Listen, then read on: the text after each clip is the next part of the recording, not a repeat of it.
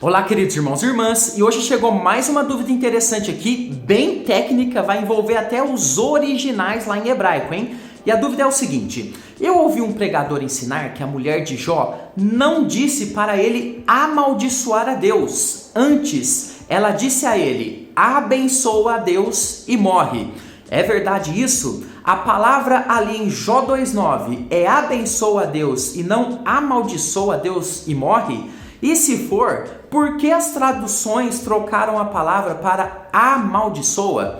Muito obrigado, querida irmã, pela sua dúvida enviada aqui pra gente. E esse vídeo está com todos os comentários aqui abertos para você deixar sua pergunta, sua dúvida. E ela pode virar o próximo vídeo aqui do canal. Então aproveite. A dúvida é boa quando ela serve para a gente crescer, ok? Eu desde já peço a você, deixa o seu like, o seu joinha ajuda muito o nosso canal, não custa nada para você e faz com que a gente perceba que você está gostando do nosso conteúdo. Então, coloca o like aí para nos abençoar, ok? Eu sou o presbítero André Sanches e vou te ajudar a entender essa questão hoje, vou te conduzir nesse assunto. Então vamos até a minha lousa de explicações que eu vou te conduzir a entender mais sobre esse tema. Vamos lá?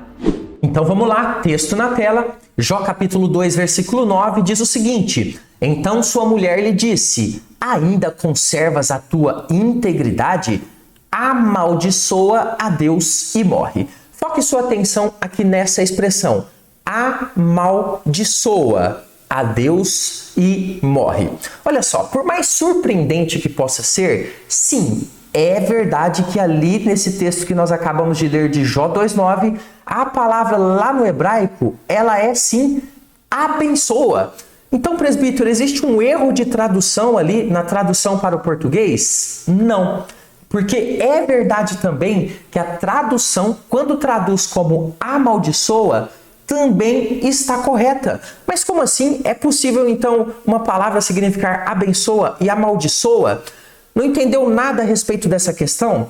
Pois eu vou te explicar em detalhes como que uma palavra pode dizer algo e significar algo totalmente diferente. Sim, isso é possível dentro da língua hebraica e também dentro da língua portuguesa. Então fique até o final. O estudo de hoje é um pouquinho mais técnico, mas muito interessante para você aprender com profundidade a palavra de Deus. Então vamos entender essa questão. Então lá no hebraico está escrito abençoa a Deus e morre. Vamos entender por que então esse abençoa significa amaldiçoa. E é nesse momento que você se inscreve aqui no canal. Os próximos estudos que vamos publicar aqui, sempre de segunda a sexta às 15 horas, você pode dar uma passadinha a qualquer horário aqui no canal e aproveitar os estudos novos que vamos publicar, mas precisa estar inscrito. Faça a sua inscrição agora e aproveite esse conteúdo gratuito que temos feito aqui na internet para abençoar a sua vida.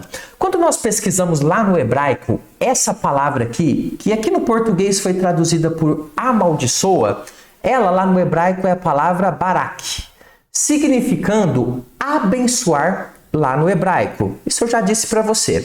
Mas por que a tradução para o português, então, ao invés de escrever abençoar, escreveu amaldiçoa a Deus e morre? Ao analisarmos a aplicação dessa palavra ali no texto, nós observamos que ela é aplicada possivelmente como uma forma de figura de linguagem chamada de eufemismo. Vou repetir para você: eufemismo. Mas não se preocupe que eu vou te explicar isso de uma forma bem simples. Eufemismo é quando uma ideia muito dura, difícil, pesada, ela é expressada de uma forma mais suave, para suavizar o significado, a comunicação que ela quer passar ali de alguma coisa muito dura. Vamos a um exemplo? Olha só. Quando nós queremos, por exemplo, falar da morte, que alguém morreu, nem sempre a gente fala assim: olha, a pessoa morreu, a pessoa faleceu. Mas nós utilizamos eufemismos. Por exemplo, nós falamos: olha, ele ou ela descansou, ele ou ela dormiu, ele ou ela está agora nos braços do Pai. Todas essas expressões são eufemismos. Observe que, por exemplo, quando nós dizemos de alguém que está morto, que ele descansou, a gente está falando uma coisa, mas significa outra coisa. Descansar, né? A gente sabe que é o ato, assim, de forma literal, da gente descansar, dormir, deitar, enfim, ter um momento de descanso. Agora, quando é aplicado como eufemismo, descansou pode significar numa frase que a pessoa, de fato, morreu, faleceu. Esses são exemplos de eufemismos muito simples para você entender. Mas qual eufemismo a frase abençoa a Deus e morre quer transmitir? Nós precisamos estudar isso agora. E por que os tradutores trocaram abençoar por amaldiçoar? Qual é o sentido disso? Por que lá no hebraico ele já não escreveu, então, olha, amaldiçoa Deus e morre, mas escreveu abençoa Deus e morre? Olha só, o significado disso é muito interessante. Então vamos continuar no nosso estudo. Respeito e reverência por Deus. Esses são os motivos pelo qual o escritor lá utilizou a palavra barak, abençoar, ali naquele texto. Vamos entender em detalhes. Possivelmente, o que temos nesse verso de Jó 2,9 era um respeito profundo pelo nome de Deus e menções a respeito do Senhor Deus numa frase. Ou seja, colocar na mesma frase a palavra maldição, amaldiçoa ou coisas do tipo e Deus, ou o próprio nome de Deus, ou uma referência ao Senhor, não era algo que alguém gostava de fazer. Por quê? Porque certamente isso indicava para aquelas pessoas naquele momento alguma ideia de desrespeito com Deus, de irreverência com o Senhor. Então é por isso que se usava a palavra barak aqui, nesse tipo de contexto, que significa abençoa, barak, abençoa, mas significando um eufemismo que indicava, na verdade, amaldiçoa. Mas aí tem uma questão, uma dúvida bastante importante para a gente entender. Como que eles iriam saber se a frase significava amaldiçoa, no caso seria um eufemismo, né, uma figura de linguagem, ou se o texto estava falando abençoa mesmo, de forma literal? Como que eles faziam essa diferenciação? A significação exata acontecia pela análise do contexto. Sim, o contexto indica o significado correto da frase, da aplicação da palavra, melhor dizendo, naquela frase. Vamos ver isso na prática? Olha só, observe que no caso de Jó, texto que nós lemos, está claro que a fala da esposa era uma reação por causa do quê? Do estado terrível em que Jó se encontrava. Observe, por exemplo, um verso antes, em Jó 2,8. Jó, sentado em cinza, tomou um caco para com ele raspar-se.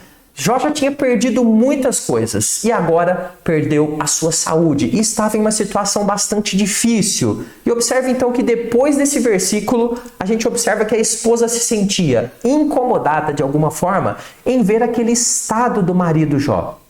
Porém, não conseguimos saber de forma exata se a esposa queria que Deus derramasse logo a sua ira e levasse Jó para acabar com o sofrimento dele. E aqui nós temos uma possível interpretação do pensamento da esposa. Então, nesse caso aqui, ela queria, olha, Jó, amaldiçoa esse Deus, assim ele te leva logo e tira todo o seu sofrimento. Essa é uma possibilidade. Ou se a esposa tinha a intenção que ele abandonasse de fato Deus, esse Deus que permitia tão grande sofrimento ao marido, que era tão dedicado a ele. Talvez pode ser uma dessas duas possibilidades. Aqui somente são hipóteses. Não tem como a gente saber de forma exata o pensamento da esposa. Mas ao que parece, o contexto pende mais para a esposa estar, talvez sem uma consciência muito clara do que está falando, ou do que está fazendo ali, tentando fazer Jó fazer o quê? Blasfemar com seus lábios. Então observe aqui a reação de Jó, que nos ajuda então a fazer a aplicação da palavra barak, abençoa, aqui nesse texto. Olha só a reação de Jó. Jó 2, versículo 10. Mas ele lhe respondeu: falas como qualquer doida. Temos recebido o bem de Deus e não receberíamos também o mal? Em tudo isto não pecou Jó com os seus lábios. Então observe aqui que aqui parece indicar realmente que a esposa estava querendo ali de alguma forma, talvez até sem entender muito bem, fazendo com que Jó blasfemasse ou fazer com que Jó blasfemasse, mas Jó não caiu nessa ideia. Então observe, o contexto aqui explica pra gente qual que é o uso daquela palavra ali no hebraico, que é com o sentido de amaldiçoar, já que não faria qualquer sentido Jó censurar a esposa se ela estivesse mandando ele abençoar a Deus de forma literal. Ou seja, se a esposa estivesse falando para Jó, Jó, abençoa de fato Deus e morre. Por que Jó teria uma reação tão dura, chamando ela até, né, de doida ali. Então não faz sentido. Então tudo isso então nos indica que a palavra barak, abençoa, ali no hebraico, está sendo aplicada aqui como um eufemismo significando o contrário, amaldiçoa. Mas presbítero, tem outras aplicações dessa palavra na Bíblia, né, para a gente entender um pouquinho melhor? Tem, e eu vou te mostrar outras aplicações de barak aqui na Bíblia, e nós vamos analisar junto o contexto para achar o significado dela. Então, fique mais um pouquinho comigo, que essa parte do estudo agora está muito, mas muito interessante. Um recadinho rápido, link no primeiro comentário fixado dos nossos 2 cursos. Se você quiser estudar comigo, dá uma passadinha por lá. Olha só esse texto. Salmo 28, versículo 9 diz o seguinte: salva o teu povo e abençoa. Fixe a sua atenção aqui nessa palavra, abençoa a tua herança, apacenta-o e exalta-o para sempre. Olha só, essa palavra aqui, abençoa, no Salmo 28:9, é essa palavrinha que nós já estudamos, barak, lá no hebraico. Mas como é que a gente sabe que ela significa realmente abençoa, de fato, literal, ou ela não é esse eufemismo significando amaldiçoar? Então nós aqui observamos que o contexto está falando de bênção mesmo. A bênção de Deus derramada sobre o seu povo. Portanto, aqui nesse salmo, a tradução abençoa está perfeitamente usada. Significa ali barak, abençoa de forma literal nesse salmo. Mas vamos ver outra aplicação de barak utilizando eufemismo? Olha só, o próprio livro de Jó, capítulo 1, versículo 5. Decorrido o turno de dias de seus banquetes, chamava Jó seus filhos e os santificava.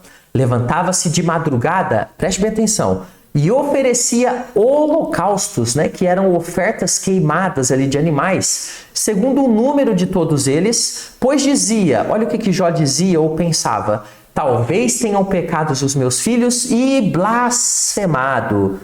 Preste bem atenção nessa palavra aqui, blasfemado contra Deus em seu coração.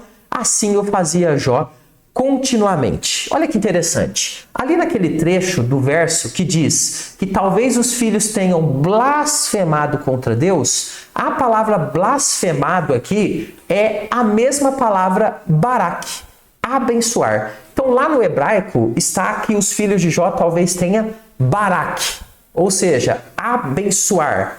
Então olha que interessante. Nós temos aqui novamente a palavra significando o contrário, significando um eufemismo. Por quê? Porque fica claro que no contexto, Jó não oferecia sacrifícios pelos filhos se talvez eles tivessem abençoado a Deus, não é verdade? Não faria qualquer sentido. Então não tem como os filhos terem abençoado a Deus e Jó oferecer ali sacrifícios a Deus pelos filhos terem abençoado a Deus. Então, a significação ali é de blasfemar, é de amaldiçoar, exatamente esse aplicado pelo tradutor. Logo, fica claro o mesmo uso dessa palavra como um tipo de eufemismo também ali em Jó 1:5, onde o significado dela é apontado claramente pelo contexto. Nesse caso, o tradutor aqui para o português, ele escolheu bem a palavra blasfemado no português, que dá o sentido claro da expressão na sua aplicação real ali dentro da fala de Jó. Sendo assim, queridos, eu quero concluir dizendo o seguinte, que fica muito claro que no original em hebraico, de fato, a mulher de Jó disse, abençoa a Deus e morre. Porém, não com o sentido de abençoar, mas de amaldiçoar, pois a palavra foi usada ali como um eufemismo, conforme a gente já entendeu em todo esse contexto do nosso estudo. Mas também é importante pontuar que dessa forma, as traduções para o português também acertam quando traduzem por amaldiçoa. Por quê? Porque para a gente aqui no português, a gente sabe que não há problema nenhum de você expressar ali amaldiçoa a Deus, não está desrespeitando a Deus dentro do nosso entendimento, né? Então, com isso, os tradutores evitam dificuldades de interpretação, já trazendo o sentido correto de forma direta ao texto. para que o leitor compreenda então facilmente o que de fato a mulher de Jó disse ali. Mas claro, para o estudante de hebraico, fica sempre aí esse desafio de compreender esse eufemismo, como nós temos também na nossa língua, diariamente, né, coisas sendo utilizadas, palavras como essa que nós analisamos lá, de descansou, de dormiu, utilizada para a morte, que são utilizadas na nossa língua e a gente consegue compreender bem quando as pessoas as falam. Espero que você tenha gostado. Foi um estudo mais técnico, mas é muito gostoso entender também esses meandros, esses detalhes, essas profundidades da palavra de Deus. Vou deixar mais alguns vídeos para você. Até o próximo estudo. Fica com Jesus.